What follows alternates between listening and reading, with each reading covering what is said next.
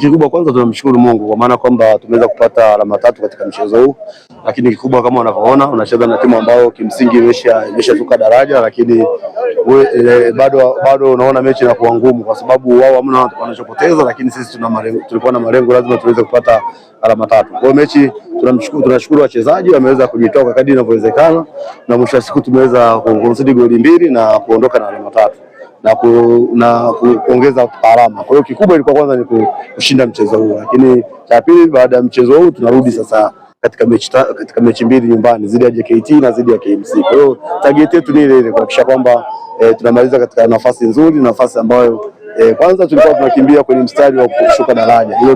Hilo tumeliweza, lakini kilichopo sasa ni kutoka katika nafasi ya playoff. Naamini kwa kadri ya maandalizi ambayo tumeyafanya na kikosi tulicho nacho, basi naamini kwamba tutamaliza katika nafasi nzuri na mwisho wa siku tutasalia katika nafasi nzuri na mwisho wa siku msimu ujao tuweze kucheza katika NBC Premier League. Kwa mwalimu, umeonaje ligi ya msimu huu?